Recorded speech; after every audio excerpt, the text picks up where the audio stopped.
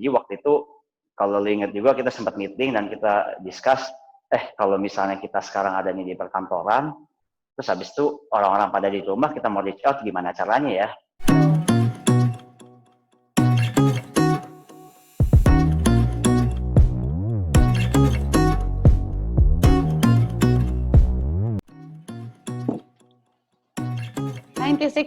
RPK FM balik lagi di acara Senada seputar anak muda persembahan dari Komisi Pemuda dari GKI Gunung Sahari. Ya, Sobat Muda balik lagi kita di acara Senada. Tentunya kita banyak ngobrolin seputar dari kemarin itu bahas COVID ya.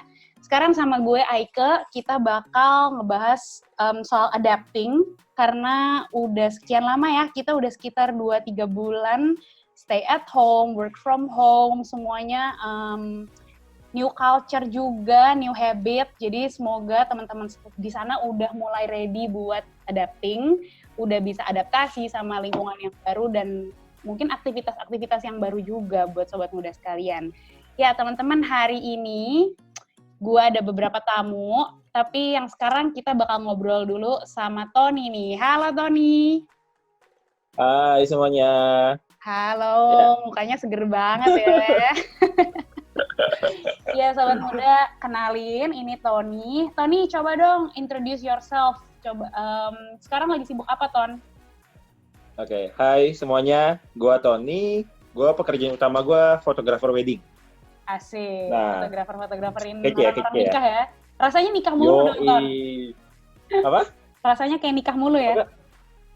Jangan dong, bosen. Biaya mahal, bos, biaya. Jadi lo sebelum COVID ini sibuknya fotografer wedding ya? Betul, full time pre-wedding and wedding day. Oke, berarti hampir tiap minggu tuh biasanya kan weekend ngurusin wedding. Amin, ya. Nah, terus kalau misalkan sekarang ini ya, sebenarnya gue mau tanya, yang waktu begitu kita COVID ini, klien-klien wedding lu banyak yang cancel nggak tuh, Ton? Cancel sih untuk wedding nggak ada. Cuma ke postpone. Jadi gue mengarahkan semua klien gue untuk postpone sebenarnya. Jadi pada mundur semua, tapi di bulan-bulan kemarin nggak ada yang wedding kan? Mundur. I see. Jadi benar-benar kosong ya tiba-tiba. Karena betul sekali. Tapi gue seneng banget liatnya ya, sobat muda, lihat ketika klien kosong dan postpone, Tony tuh senyumnya tetap lebar loh. Ini dipaksa apa enggak, Ton? Oh iya, udah pasrah namanya. Ya, tapi ketika yang awal bulan, waktu pertama kali kita, awal Maret kali ya, waktu awal-awal COVID Maret. baru heboh, Maret terus lah, baru mulai. Ya, baru mulai pada cancel, postpone wedding, terus kayak mungkin acara-acara mereka jadi juga batalin kayak gitu. Lo gimana tuh, Ton? Karena kan itu basically bisnis utama ya. Lo full time, terus bidang lo jasa, service, which kalau nggak ada yang wedding, berarti nggak ada klien. Kalau nggak ada yang pesta, nggak ada yang perlu foto, ya lo bener-bener zero klien gitu. Nggak bisa kayak kalau misalkan makanan kan, kadang lo masih bisa kirim-kirim gitu. Kalau ini kan lo bener-bener mau kirim apa yang mau lo foto gitu. Nah, sebenarnya waktu itu gimana sih lo pas ngadepin itu ya? Maksudnya waktu awal-awal ngerasa itu kan tiba-tiba langsung zonk tuh, langsung drop banget gitu. Ya, gue pas seminggu awal tuh gue masih santai. Kayak masih mikirnya, ya emang ini anggap aja bulan sepi. Gue kayak mau, biasa tuh di dunia wedding, bulan-bulan kayak puasa, kayak lebaran itu emang kita dropnya jauh banget. Oke. Gue udah nganggap kayak minggu pertama kayak, ya anggap aja kayak bulan puasa lah, drop nggak ada apa-apa. Tapi saat itu PSBB belum ada ya. Oh iya benar-benar awal-awal PSBB belum ada. Nah, dan klien gue tetap ingin melanjutkan. Dia bilang, oke, Ton, tetap yuk, tanggal segini kita tetap go ya. Lu nggak takut? Nggak masalah, gue bilang. Dia tetap ongoing. Oke, gue senang dong, gue masih bahagia-bahagia gitu. Ya, anggap aja bulan puasa. Income masih ada lah dikit-dikit, tabungan masih ada, bisa survive. Terus pas PSBB muncul, ternyata pihak venue nggak mengizinkan. Yes. Mau nggak mau lah, mesti postpone. Nah, mulailah lumayan stres kan. Waduh, pembayaran kagak keluar nih berarti nih. Terus kayak semuanya kayak langsung runtuh gitu ya, apa yang gue pikirin gitu kayak, wah, nyata sesulit ini ya, maksud gue ya. Iya. Ya stres, bener-bener stres, dan ya tau lah gimana nasibnya. 3 bulan lah hampir nggak ada uang income hitungannya. Iya, ini hampir ya udah 3 bulan sih tapi Ton. 3 bulan. Jadi awalnya sebenarnya masih belum sadar kali ya, masih nyantai karena masih seminggu pertama awalnya belum nganggep wah ini gimana nih, belum mulai pusing gitu kan, masih lah kayaknya kita masih bisa go with the flow dulu, atau mungkin nganggep ini pandemi tuh kayak it's gonna over soon gitu, kayak bentar lagi kelar paling. Nah, terus nggak realize tiba-tiba berarti begitu kerasanya banget pas mulai PSBB kali ya, karena itu kan benar-benar limited movement banget, terus kayak semua harus stay home, nggak ada event, nggak ada apa-apa gitu. Iya, pas BB muncul itu rasa fear itu kenceng loh, maksudnya ke semua orang gitu. Di saat temen lu rasa takutnya gitu loh, maksud gue akan namanya corona ini ya, COVID-19 ini. Maksud gue kayak lu lah, temen lu ajakin, yuk, gue boleh ke rumah lu nggak? Pasti lu gak akan menerima kan? Iya, benar-benar. Dia mau karena ada PSBB itu. Menurut gue karena ada PSBB itu jadi orang makin takut gitu. Sebelum ada PSBB orang masih santai ketemu orang, masih ya walaupun agak jarak, cuman masih nggak setakut itu. Iya. Jadi begitu, ini malah lu makin kerasa banget kan jadinya ya? Iya. Terus ketika lu ngerasain itu, apa tuh yang lu lakuin, Ton? Kayak waktu lu ngerasa mulai kayak, wah nggak bisa nih gue diem-diem kayak gini terus gitu. Ya, gue melihat tabungan sih, kayak wah nggak bisa nih. Itu keluarnya ya, tabungan emang. Iya benar. Tapi kalau tabungan lu aman, lu nggak akan mikir apapun gitu loh, maksudnya. Ya, gue bisa survive gitu. Iya. Sebenarnya yang bikin berat tuh dia cicilan pas lu nekan. Cicilan kayak, ya tetap aja harganya sama, nggak diskon gitu maksudnya. Iya, lu tetap bayar dengan harga yang sama. Iya betul. Pas lihat tabungan dia kayak, wah nggak bisa nih, kayak sebulan bisa, bulan kedua bisa KO nih. Bisa gugur gitu maksud gue. Jadi ya udah, gue mikir kayak gue siap-siap. Iya, gue mikir dong kayak cari income dari mana lagi nih sekarang gitu. Jadi gue awal kayak jual makanan, gue kayak mama gue itu penjual makanan lah. Jadi gue coba mikir, wah gue jualin aja kali ya. Asik-asik makanannya apa nih? Waduh, Apo Fatima. Hati-hati. Asik, nanti orang sobat muda yang mau beli bisa cobain. Ada Apo Fatima. IG-nya Apo Fatima ya? Nggak ada IG-nya. Oh, nggak ada IG-nya. Oke, berarti harus kontak Tony dong. IG-nya Apo Fatima. Oke. Iya. Ya udah, terus abis, jadi lu mulai tuh jual makanan dulu. Tapi kan karena gue terbiasa dengan pendapatan nominal besar, maksudnya per event tuh gue dapatnya gede. Sedangkan jualan makanan itu kecil bagi gue. Tapi tiap hari gitu ya? Beda bentuk bukan sih? Tiap hari juga, iya. Maksudnya ya per 3 hari lah gue dapat income masuk lah ada. Sedangkan ada income masuk. Nah, gue mikir kayak, nggak bisa nih kayak gini terus nih. Maksudnya, gue tetap butuh uang besar sedikit lah kasarnya untuk membayar cicilan ke segala macam. Nah, habis itu kayak beberapa teman gue segala macam bilang, lu nggak mau coba foto food nih? Lagi naik daun nih, maksudnya kayak sebenarnya intinya kita mensupport sesama yang lagi kesusahan, kita bilangnya mensupport, karena pasti banyak kayak orang kayak dia bilang kayak lu aja berpikir untuk menjual makanan, karena di sisi situ makanan yang bisa survive nih, orang yang bisa berani jajan, berani beli, apalagi yang jual tuh teman yang lu berasa itu aman. Jangan buatnya pasti lebih bersih, lu akan lebih, teman gue jual ini, gue beli sama dia aja deh. Karena gue udah nggak bisa ke mall, gue udah nggak bisa belanja tempat lain. Ke Gojek pun gue kadang takut gitu, tempat yang kayak gitu lah ini ya. Terus dia bilang, lu kenapa nggak support teman-teman lu yang jual makanan, lu bagi foto gitu maksudnya. Terus gue bilang, gue nggak jago foto makanan. Gue bilang, gue berasa aneh selalu untuk foto benda. Entah kenapa, gue nggak ada feel-nya. Oh iya, biasa. Malah ya bahkan fotografer lu ada tone-nya kan. Maksudnya lu biasa foto orang, foto event, atau foto products. Iya, udah ada style-nya sih. Iya, gue udah seneng banget foto orang, karena kayak orang tuh gampang lah. Maksudnya mau sekakunya orang punya gayanya sendiri gitu maksud gue. Jadi gue nggak usah mikir keras gitu. Nah, ini pas saat gue foto produk, gue udah mulai pusing nih.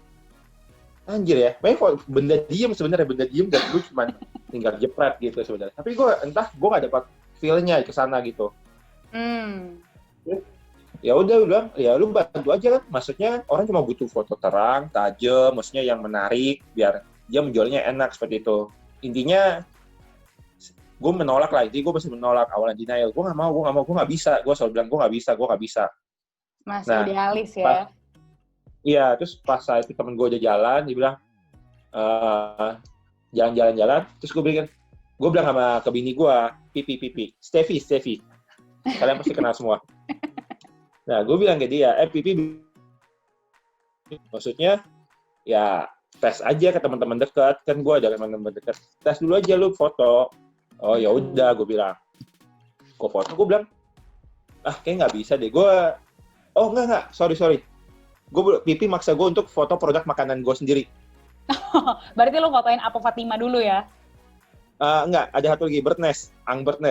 Anjir, banyak jualan gue. Banyak ya? Survive, bos. Ya, gue oke, ingat ya, gue disuruh paksa Pipi untuk bikin konten Bird Nest. Nah, itu ada Instagramnya, bagus. Oke, Bird Nest. Jadi gue gue dipaksa untuk kayak, oke lah, gue bermain dengan foto. Project pertama susah ya, langsung sarang burung yang difoto ya? Iya, maka itu. Terus, sedangkan gue bilang ke Pipi, gue nggak bisa foto produk. Cuman kalau mau dari Instagram doang, gue bisa. Kayak Instagram gitu doang lah. Gue bilang gue mampu. Ya udah lakuin lah. Ya udah gue lakuin. Gue bilang Pipi, gue liat backdropnya kayak bagus deh buat foto produk. Gue bilang gitu. Nggak tahu sih ayo beli. Terus gue mau Pipi tuh ya belajar dari YouTube, nonton kayak styling tuh kayak gimana sih gitu-gitulah. Nah mulailah udah punya alat-alat dikit, fotoin produk teman, kue-kue gitu. Terus kan nggak ada props dong.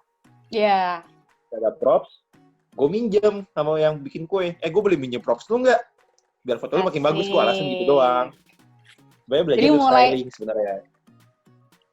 Mulai dari awal lu masih kayak antara mau nggak mau, terus masih bingung. Nolak sih sebenarnya sih. Bahkan, lu bahkan nolak, terus ya tapi kalau paksaan istri susah ya?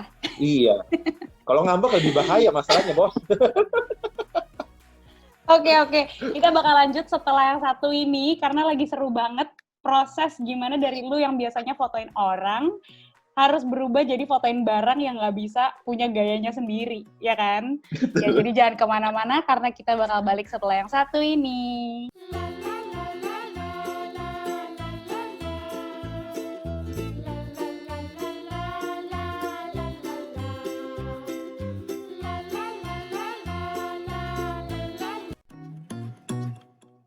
Ya, 96.3 RPK FM, balik lagi sama Aika dan Tony. Hari ini kita tadi habis bahas gimana susahnya Tony untuk dirubah dari biasanya foto-foto wedding, foto-fotoin orang, projectnya service-based, fotoin semua orang-orang yang lagi pesta. Sekarang jadi harus fotoin barang-barang ya, yang nggak bisa gaya, nggak punya sense of kayak uniqueness sendiri susah ya kalau barang gitu kan, lu harus bikin dia jadi unik gitu. Nah, tadi prosesnya masih susah kan, Ton? Awalnya lu masih pinjem-pinjem, terus bahkan kayak belum siap lah, masih nolak tadi ya. Terus gimana tuh Ton lanjutannya? Jadi ya lambat laun tuh makin banyak tuh kayak teman-teman gue, Ton fotoin. Ya udah dong, gue mulai kayak sama Pipi mulai senang-senang aja. Tapi dengan satu janji sama Pipi yang selalu styling, gue bilang. Jadi gue bisa fokus soal lighting-nya seperti apa.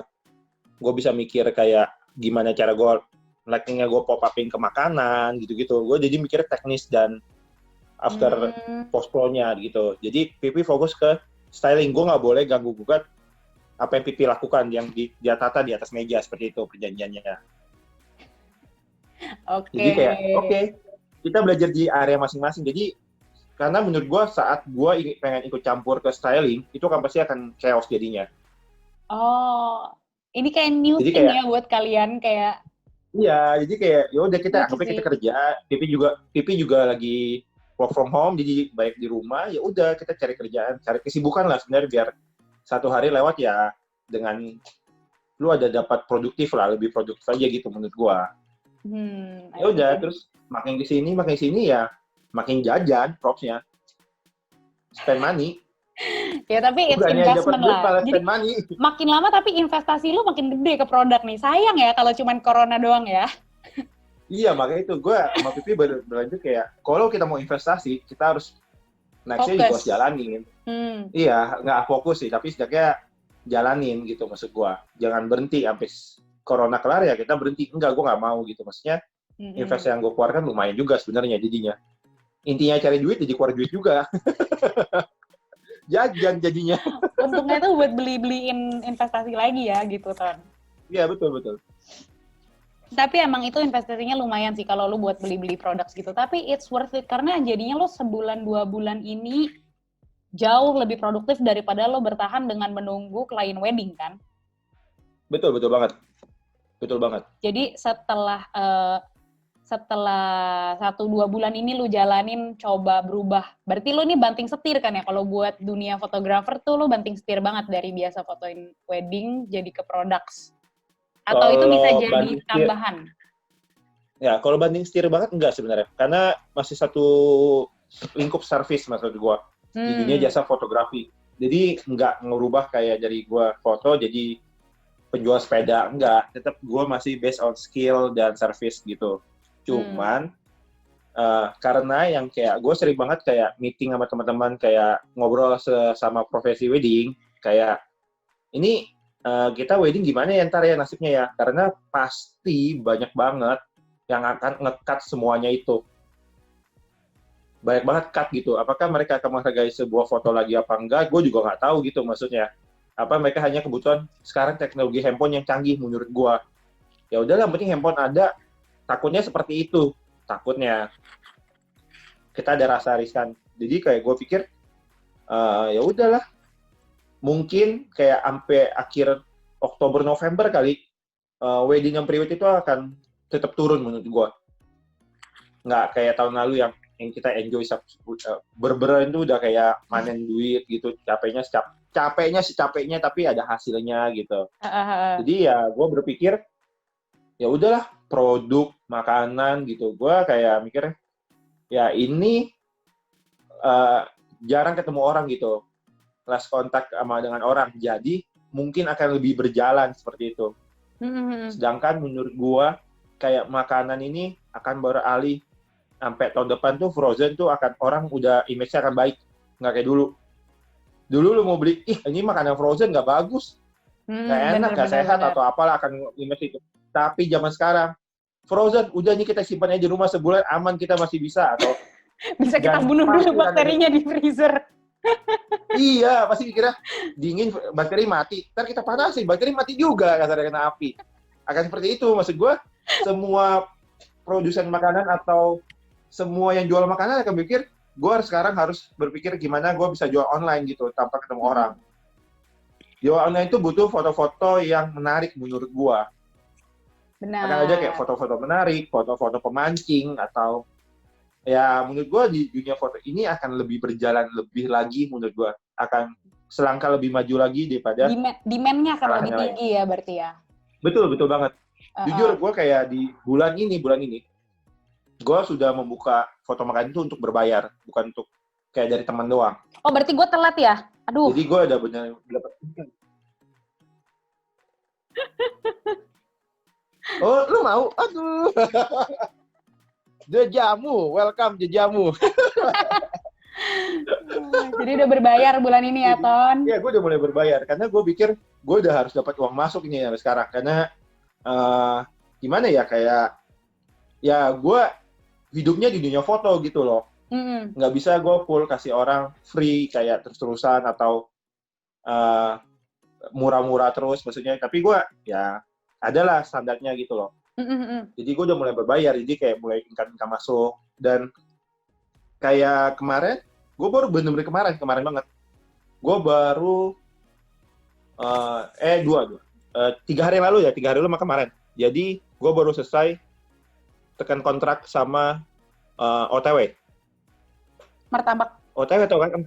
OTW iya OTW Street Food. Yang anak gading pasti pada tahu segala macam kayak itu. Gue baru tekan kontrak sama mereka.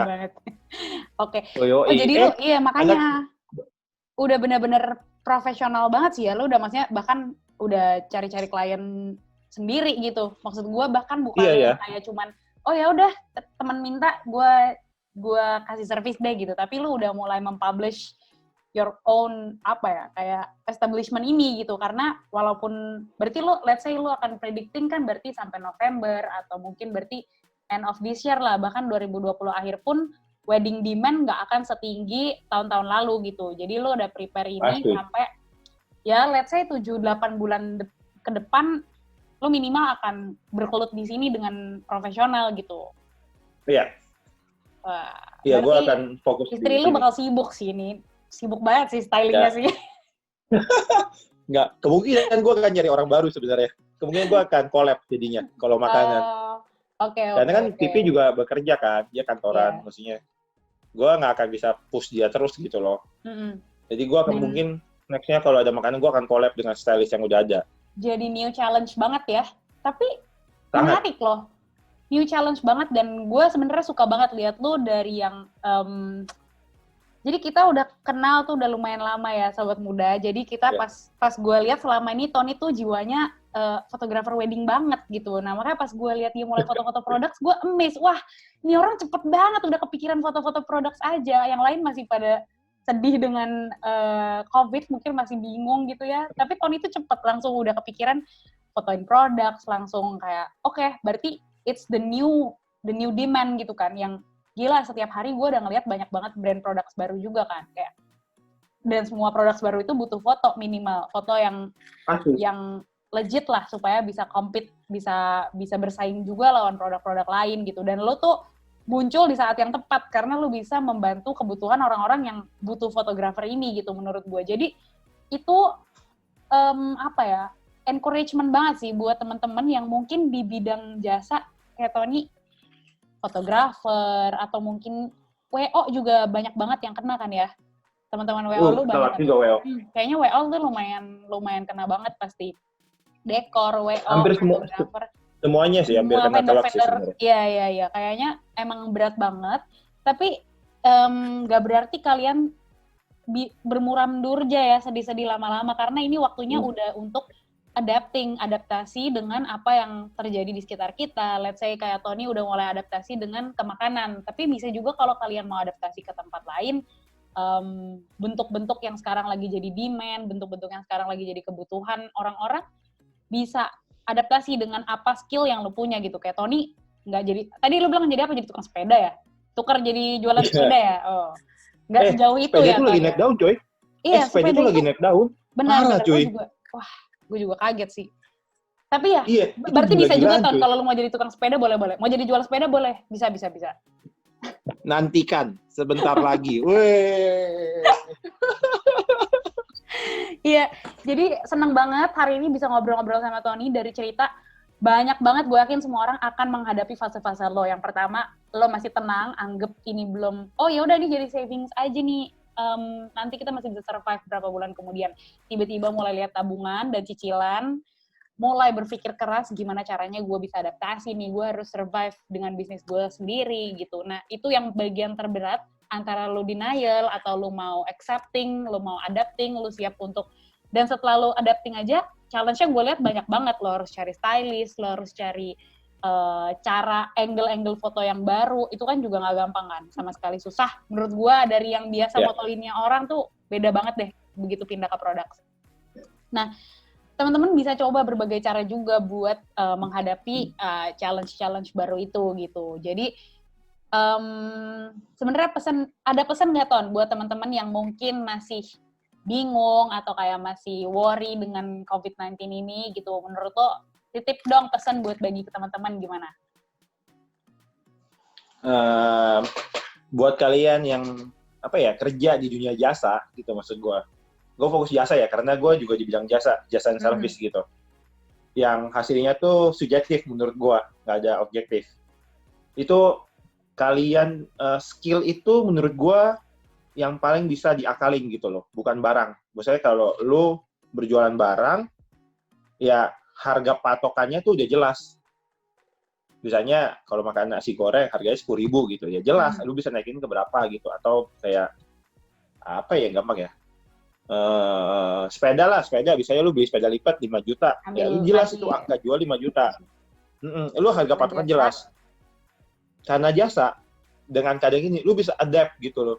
Sebenarnya Kalau gue dulu diajarin seberapa pantas lu mau dibayar kalau jasa.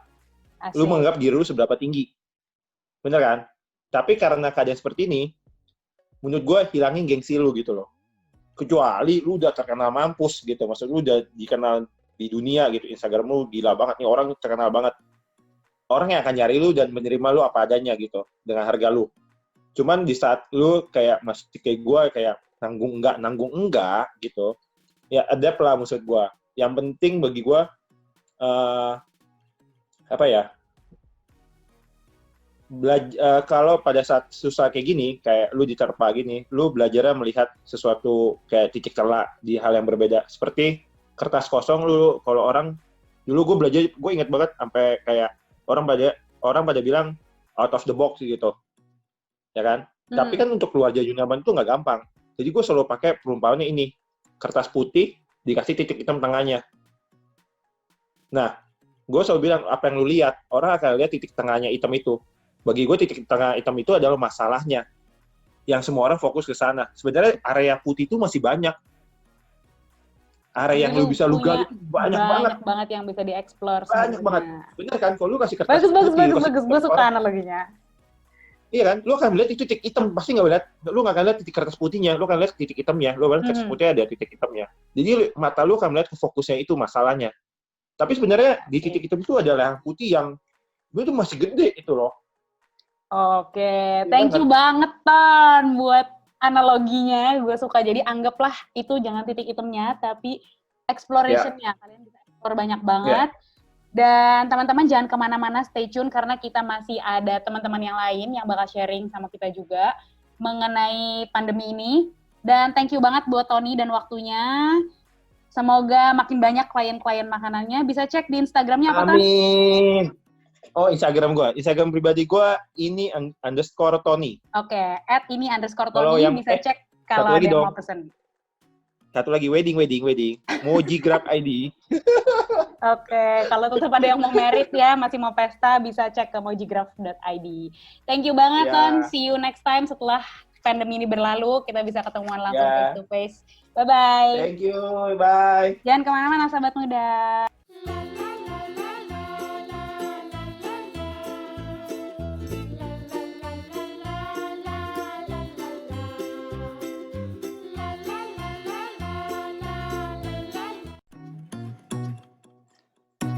96.3 RPK FM. Balik lagi setelah setengah jam. Tadi kita udah ngobrol banyak sama Tony. Sekarang kita mau bahas topik yang baru. Tapi sebenarnya nggak jauh-jauh juga sama bisnis. Topiknya ini cuman bedanya kita di bidang produk. Kalau tadi tuh banyak bahas soal jasa ya, karena susah. Jasa tuh gimana caranya mereka berubah dari masa-masa yang sulit kemarin, foto wedding harus berubah jadi foto products. Nah, sekarang kita bakal bahas tentang gimana sih kita dari yang biasa jual produk A, kita harus ganti kemasannya jadi produk B. Itu kan gak gampang juga. Nah, kali ini gue ada temen, gue bilangnya teman ya, gue gak mau bilang tamu nih. Halo, Fit. Hai, how are you? Halo, I'm good. Kita jarang ketemu ya jadinya sekarang sejak COVID. Iya deh. Aduh, sedih ya. 3 bulan, kalau ketemu cuman, gak pernah ketemu, malah kita telepon ya biasanya. Iya, teleponan doang. Telepon doang, gila udah gak ketemu. Terakhir udah ketemu David, udah gondrong nih. Nah, sekarang udah lagi, jadi udah selesai masa-masa gondrongnya David, karena mungkin mau siaran, jadi udah potong rambut juga ya. Sobat muda kenalin. Udah dong, dan udah meeting sama orang sih. Udah real meeting ya?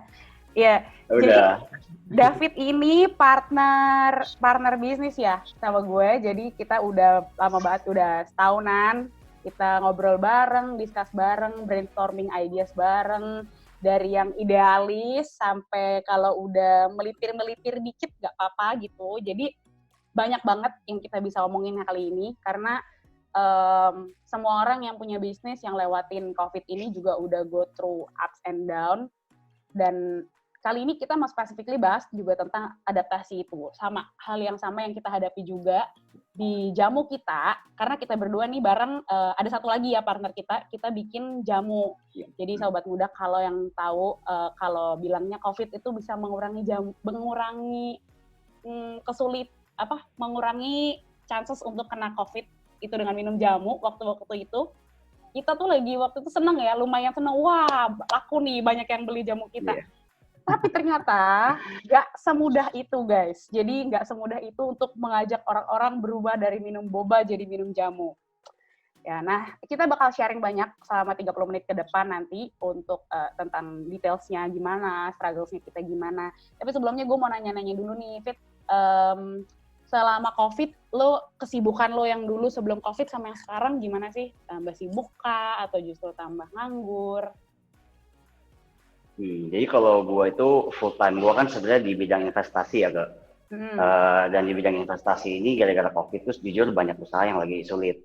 Makanya lagi banyak yang cari dana untuk ngebantuin mereka di masa-masa sulit ini.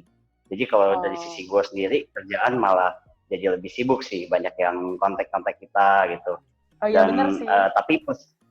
tapi plus poinnya jujur menurut gue karena kita ini sekarang bisa pakai Zoom, bisa pakai teleconference, itu jadi lebih efisien sih. Jadi saat itu gue bisa meeting 6-7 kali gitu. Compare kalau misalnya ketemu langsung, mungkin gue cuma bisa meeting mentok-mentok 4 kali sehari. Karena kan ada kemakan waktu di jalan dan sebagainya gitu. I see. Malah biasa lu kalau meeting effectively bisa kayak cuma 3-4 kali, ini bisa jadi 6 kali ya. Almost double dong. Iya. Gila, berarti Almost double. Ya. Jauh lebih sibuk sih actually ya. Ya, thankful kalau di kerjaan. Iya, malah jadi jauh lebih sibuk. Karena banyak juga teman-teman kita yang kayak malah ternyata jauh lebih, kerjaan juga jauh lebih sepi, atau mungkin bisa jadi malah kena PHK gitu. It's good for you gitu, dengar lo ternyata makin sibuk. Iya, cuman ya ngelihat challenges kan banyak yang kontak itu, mereka ngasih tahu challenge di COVID itu apa ya. Jadi ngelihat juga sih dan dari sisi kesulitannya mereka butuh funding, mereka ceritakan oh gara-gara COVID salesnya turun 40-50%, udah gitu harus PHK orang ya, seperti yang lu bilang sih gitu. Jadi ya sehari-hari dengerin cerita gitu ya lumayan nakutin juga sebenarnya. Iya sih, karena it's real gitu. Jadi semua orang juga pun bahkan kontak untuk funding di saat mereka juga udah susah banget gitu. Berarti maksudnya udah sayang gitu, maksudnya bisnisnya udah jalan, udah ongoing selama ini, terus jadi collapse gara-gara lagi di COVID, dan mau nggak mau harus lay off karyawan, harus do a lot of things juga buat ngejaga bisnisnya tetap going gitu kan. Kita juga ngalamin hal yang sama ya, Fit, waktu awal-awal COVID ya. Tapi gue gak mau cerita dari sisi gue nih, gue mau cerita dari sisi lu. Soalnya lu kan yang pegang. Jadi Sobat Muda, David ini yang bagian pegang keuangan. Biasa kalau yang pegang keuangan itu yang paling sadar ya, duitnya udah mau habis apa belum. Kalau gue divisi buang-buang duit, jadi gue kerjaannya tuh terus duitnya. Jadi Fit, pokoknya butuh bahan, pokoknya butuh ini, pokoknya butuh itu. Jadi gue yang keluarin duit, David ini yang ngerem biasanya. Jadi gue tahu struggles yang paling parah sebenarnya ada di David waktu itu, karena dia yang ngecek nih, waduh duit kita udah kurang nih. Nah, waktu pas kita share dulu David dari yang kan COVID dari mulai masuk Indo tuh di Maret. Nah, pas awal Maret tuh situasi keuangan kita gimana? Jadi orang-orang tuh bisa ngerti dari yang kita save, terus kita juga agak struggle gitu. Oke, jadi memang interesting ya, karena kacamata gue sebenarnya ada dua. Ada dari kacamata gue sebagai investor, dan dari sisi kerjaan yang full time gue ngelihat bisnis struggling, tapi dari satu sisi juga gue ngelihat usaha gue sendiri itu ya kena dampaknya COVID gitu. Jadi kalau misalnya dari dampak COVID sendiri, kalau gue mau bagi 3 tuh, sebenarnya ada 3 masa ya. Pertama itu masa awal-awal Maret yang kayak lo bilang, udah gitu masa kedua itu waktu masa-masa mulai PSBB, dan masa ketiga itu di mana kita udah mulai berubah. Nah, masa-masa yang pertama yang awal Maret ini tuh di mana udah mulai ada kasus COVID, udah gitu kalau misalnya lo inget di berita waktu itu udah ada yang sembuh, dan sama Presiden Jokowi sama Menteri Kesehatan Terawan itu dikasih jamu sebagai hadiahnya. Nah, itu mau signal ke masyarakat kalau jamu itu sebenarnya baik lo untuk menjaga kesehatan tubuh, menjaga imunitas. Nah, jujur waktu ada itu di berita, sales kita tuh naiknya lumayan tuh. Jadi kita lumayan happy sebenarnya waktu itu. Di satu sisi, kita jualan jamu tuh memang visi kita kan untuk supaya orang-orang tuh menjaga kesehatan ya, daripada minum-minum sembarangan. Ini minum sesuatu yang ada seenggaknya membawa dampak positif lah untuk tubuh gitu. Naik drastis, kita happy. Nah, tapi waktu itu tuh pemerintah udah mulai membatasi, karena mereka tahu nih, COVID ini udah lumayan bahaya nih, kalau nggak dibatasin tuh penyebarannya bakal sangat-sangat cepat gitu. Nah, jadi waktu itu kalau misalnya ingat, PSBB dimulai, mall tuh mulai di kurang-kurangin jam bukanya. Udah gitu orang udah dikasih tahu bahaya loh kalau ke mall keluar pakai masker. Jadi orang juga traffic di mall tuh turunnya drastis. Nah, kita itu di Jamu itu baru punya waktu itu 2 branch, yang 2 branch-nya itu dua-duanya di mall. Jadi of course dengan adanya PSBB ini kedampak banget tuh. Jadi waktu abis dari salesnya naik lumayan, abis itu mulai dibatasin, dan kita kan bukan tinggal ya, maksudnya kita lokasi kita tuh di daerah perkantoran. Jadinya tuh office juga udah mulai diliburin, wah kedampak banget tuh. Waktu itu sales kita turunnya cukup drastis. Gue sampai jujur ngelihat Moka itu lumayan stres tiap hari. Waduh, cuma segini nih.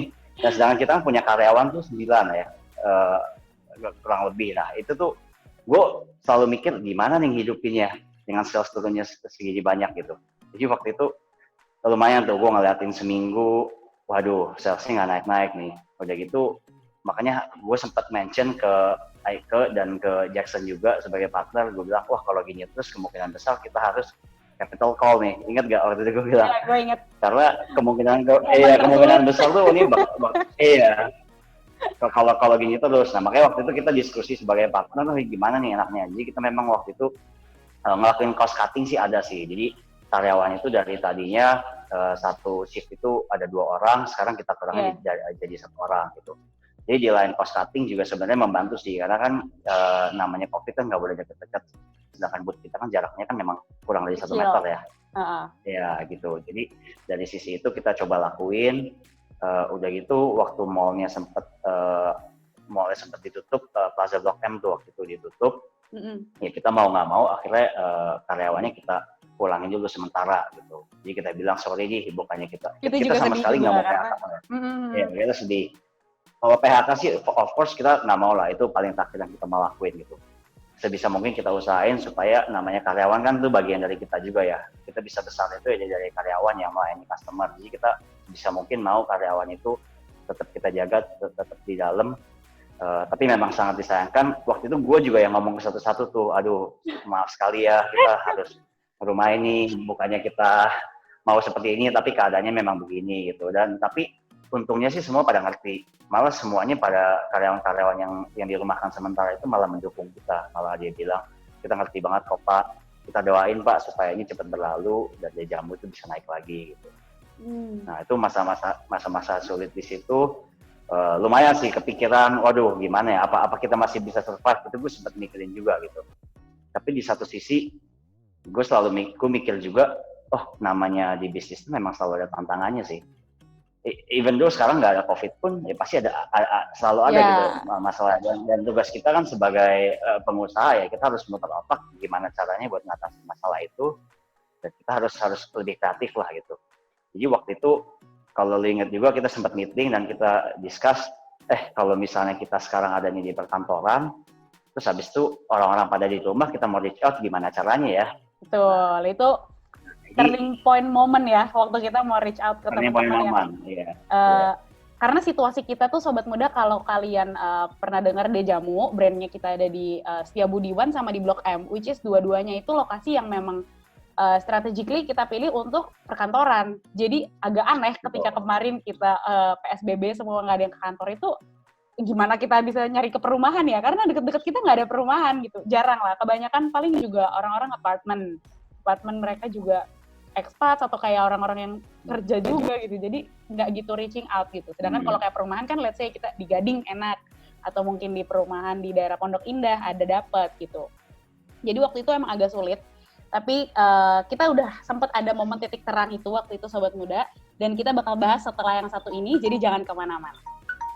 Waktu Tuhan pasti yang terbaik, walau kadang tak mudah dimengerti, lewati cobaan ku tetap percaya waktu Tuhan pasti yang terbaik. 96.3 RPK FM, balik lagi sama gue Aike, dan kali ini kita sama David. Dan tadi udah bahas sebelumnya 15 menit lalu kita banyak ngobrol waktu kita lagi turun ya di Dejamu. David bisa lanjutin nanti di recap juga gimana sih struggle kita dan waktu kita proses mulai adaptasi dan mulai naik lagi itu gimana. Lanjut Fit. Oke. Jadi abis 2 fase yang pertama ya. Jadi fase pertama itu yang kita naik dulu karena Jokowi sama Menteri Kesehatan ngasih jamu untuk yang sembuh COVID. Terus fase kedua itu mulai mall, trafficnya turun dan mall ditutup. Kita struggling banget. Nah sekarang kita mau share lebih ke tahap ketiganya nih. Gimana cara kita recovery-nya sih? Gimana cara kita pivot dari produk kita yang tadinya semuanya itu cup, grab go, fresh di tempat. Kita bikin sedemikian rupa biar orang-orang tuh tertarik beli lagi. Jadi waktu itu memang selain kita ngelihat dari sisi lokasi kita itu di daerah perkantoran, dan sekarang orang-orang banyak yang tinggal di rumah, gue tuh actually sempet pengen tahu aja dari sisi kalau gue jadi customer tuh rasanya gimana sih beli jamu di masa COVID ini. Jadi waktu itu gue gojek benar-benar ke rumah gue tuh. Terus waktu gue gojek ke rumah gue, datang, ya gue ngeliat sih, oh ini ada cup, ada sedotan. Jujur ada rasa-rasa sedikit kayak negative thinking, oh ini bakal kotor nggak ya? Kalau gue minum dari cupnya bakalan kotor nggak ya gitu. Makanya itu waktu itu gue sempat bawa di meeting ke lu dan Jackson juga. Kayaknya kita perlu bikin sesuatu ya selain cup nih, karena cup ini tuh kesannya kotor, orang minum dari cup itu kan takutnya udah terkontaminasi atau segala macam. Plus kebanyakan tinggal di residential area gitu. Jadi waktu itu setelah kita diskusi bertiga, kita mutusin kalau kita mau reach out ke yang residential area. Dengan cara apa sih? Jadi kendalanya kalau residential area order ke tempat kita kan pasti satu jauh, cost-nya pasti mahal. Terus kedua, misalnya kalau cuma beli 1 cup, 2 cup, ya itu of course gak worth it lah untuk sejauh itu. Jadi kita mikir, oh kita coba deh bikin satu kemasan yang lebih gede dan tentunya lebih ekonomis dari sisi unit cost-nya. Jadi tadinya tuh kita sekitar 300 mili lah ya kalau 1 cup. Ini kita bikin tuh 1 liter gitu. Jadi ibaratnya kalau orang bisa beli volume lebih besar kan pasti kita kasih harga yang lebih ekonomis ya. Dan plus delivery cost-nya itu kita tanggung kalau misalnya masih di Jabodetabek gitu. Soalnya kita waktu kita brainstorming bertiga juga kita mikir ini tuh masa-masanya sebenarnya lagi tepat buat kita karena produk kita kan ngarah-ngarahnya kesehatan. Tapi jangan sampai kita redup nih. Ini karena nih kita tinggal kita tweak sedikit itu ya kita harusnya bisa naik gitu. Jadi dengan kita ini ada inisiatif seperti ini, kita coba lihat nih di market gimana sih reaksinya. Dan ternyata tuh waktu itu very positif sih ya, orang-orang tuh mungkin lagi above expectation. Jadi orang-orang malah banyak yang order, banyak yang nyobain jamu. Dan kita pun malah pengennya lebih gencar kayak dari sisi marketingnya gitu. Yeah. Karena ya balik lagi ini the right moment. Sekarang orang-orang kalau misalnya nyari jamu, jadi kita tuh pengennya tuh lagi masa gini kita manfaatin supaya orang kalau misalnya mikir jamu itu tuh langsung kepikir dia jamu gitu. Nah benar. Jadi dengan inisiatif ini sukses. Nah waktu itu gue dari sisi keuangan gue juga lumayan happy nih karena gue ngeliatin lagi salesnya mulai naik. Sampai akhirnya malah lebih gede daripada sebelum kita COVID. Yeay. Nah itu kita happy banget waktu itu. Iya, jadi kita mikir, ternyata itu memang namanya bisnis ya balik lagi sih, selalu ada tantangannya dan kita harus pikirin gimana sih cara overcome-nya gitu. Dan ada satu lagi sih, waktu itu mungkin yang kita genjot juga ini kayak klasik menu. Oh iya. Itu sebelum kita keluarin botol ya. Sebelum keluarin botol ya, itu kayaknya masih di fase ke-1 kali ya, fase ke-1 yang awal-awal. Itu lumayan banget juga, karena banyak banget demand yang ternyata butuh klasik menu. Itu gue bisa sharing dikit, karena waktu itu agak kontradiktif sama vision kita juga. Karena kan ini lagi ngomongin adapting ya, agak kontradiktif sama vision sama mission kita. Karena rencananya kita pingin bawa something modern, something yang orang-orang itu kalau denger jamu dan nyobain jamu kita nggak reminded of something yang bitter, yang bau, yang pahit gitu. Tapi waktu itu banyak banget demand di saat lagi kayak gitu, COVID, banyak banget demand untuk minta jamu klasik. Dan akhirnya kita kayak pikir, gimana ya nanti kalau orang malah lebih tahu kita sebagai jamu yang jadul, yang kuno, yang klasik gitu. Tapi akhirnya kita gamble, kita coba, dan malah ternyata menu klasiknya jauh lebih naik daripada menu modern waktu itu ya, kayak mereka belum butuh yang kayak susu, terus yang lebih twisted gitu ya, mereka malah pesennya yang klasik-klasik. Itu juga lumayan ini sih, buat kita rada-rada dilematis gitu, karena itu kan sesuatu yang ngerubah perception brand, dan itu agak tricky gitu. Kalau kita salah steps, bakal jadi beda banget nanti responsnya. Gitu. Betul. Ya, gue juga lupa. Tapi itu keputusan besar yang kita harus lakuin sih. Balik lagi namanya ini lagi ada tantangan. Ya sebagai businessman tuh kita harus lihat, oh ini tuh demand-nya ada di mana sih? Waktu itu yang kayak lu bilang, kalau kita ngeliat, oh banyak yang order ke arah klasik itu kok, ya akhirnya memang pertimbangannya berat sih, gue ingat waktu itu. Karena kita branding itu selalu, oh ini jamu modern, ini cobain nih, kunyit plus Yakult, rasanya enak gitu, pakai jamu. Tapi ya gue rasa kita made a good decision sih, kalau misalnya kita waktu itu bersikeras, kita stay di situ, ya mungkin sales kita nggak sebagus sekarang gitu. Benar, setuju. Ya, gue juga seneng banget.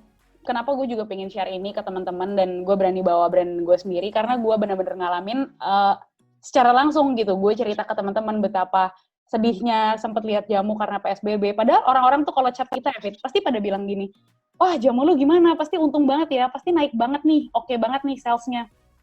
They don't know, bahkan produk kayak kita yang kayak jamu aja itu masih struggling a lot gitu dengan masa-masa kemarin gitu. Apalagi I can imagine orang-orang yang bisnisnya bukan di bidang kesehatan gitu, yang bisnisnya di bidang leisure atau di bidang yang kayak butuh-butuh nggak butuh gitu, orang nggak bakal cari.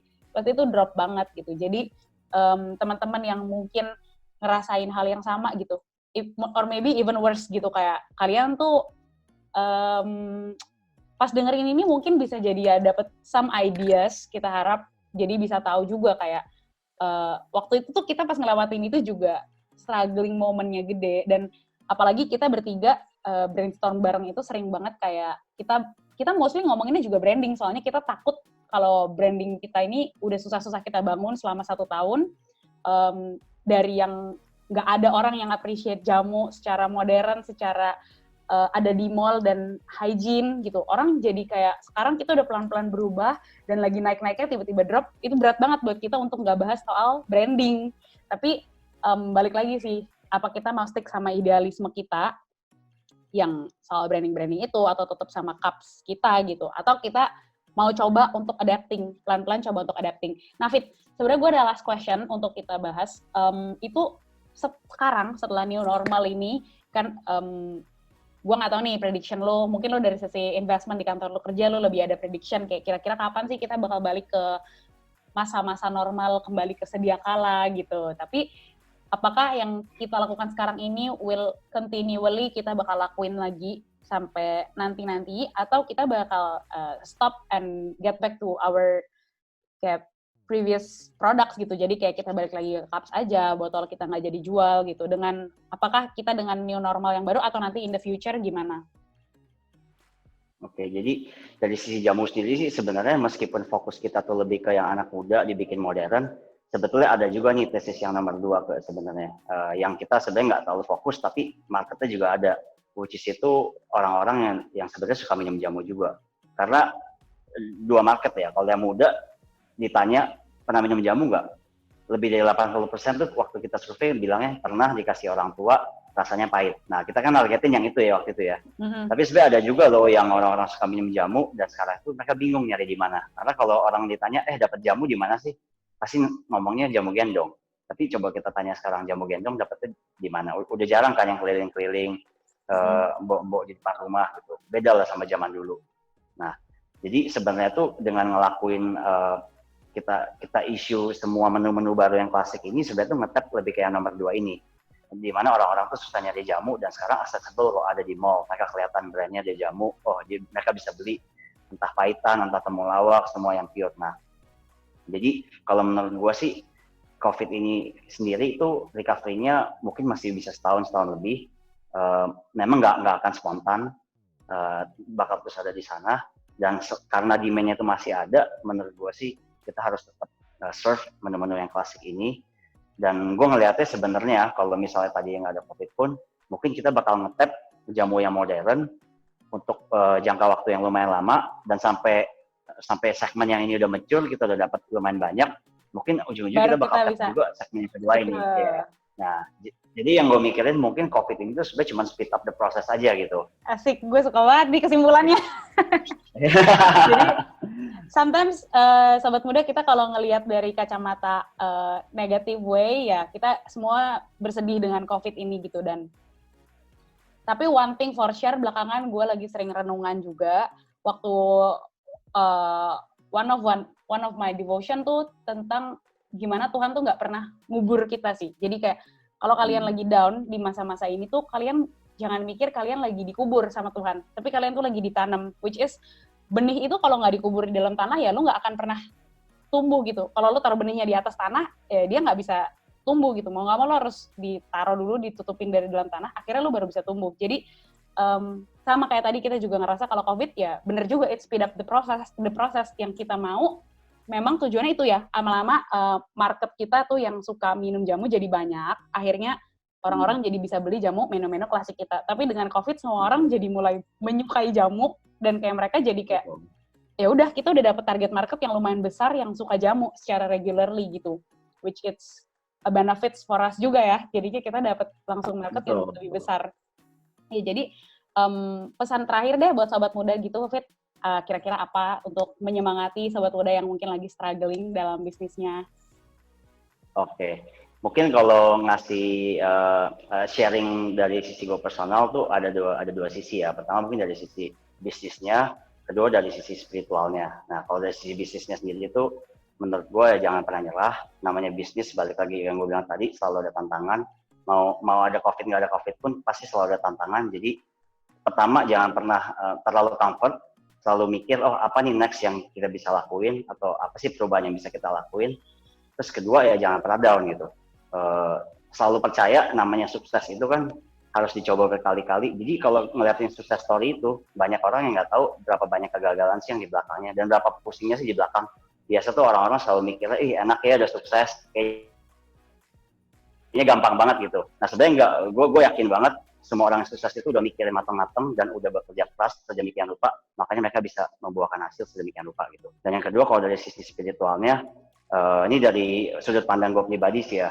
Pertama gue selalu mikir Tuhan tuh nggak mungkin kasih sesuatu yang kita nggak kuat. Nah jadi menurut gue kalau misalnya ada kesusahan atau apa, gue yakin ya Tuhan tuh lagi mau ngajarin kita untuk menghadapi cobaan dan positifnya itu seperti apa gitu. Terus habis itu gue juga ini yang gue selalu pikir di dalam hati sih. Jadi do the best and let God do the rest gitu. Nah ini kalau mikir gampangnya ya. Kalau misalnya lu nya aja nggak do your best, Tuhan gimana mau nolongin lu gitu. Asik. Ya. Lu misalnya lu ada temen lu lagi susah, lu mau tolongin tapi temen lu nggak mau ditolongin juga, ya gimana cara nolonginnya gitu. So buat kalian semua harus selalu mikir itu, do the best and let God do the rest. Asik, thank you banget Fit buat waktunya. 30 menit kita udah bahas, mungkin nggak terlalu dalam, tapi ya it's enough buat kita buat jadi gambaran sobat-sobat muda yang dengerin. Nggak kerasa udah 1 jam kita di sini, dan we'll be back minggu depan dengan topik-topik lain yang lebih hangat. Jadi sobat muda jangan kemana-mana, karena bisa stay tune terus di Senada 96,3 RPK FM. Kita bahas semua hal seputar anak muda, persembahan dari GKI Gunung Sahari, Komisi Pemuda. Saya Aike, mohon maaf kalau ada kesalahan kata. David? Dan saya David, thanks for having me.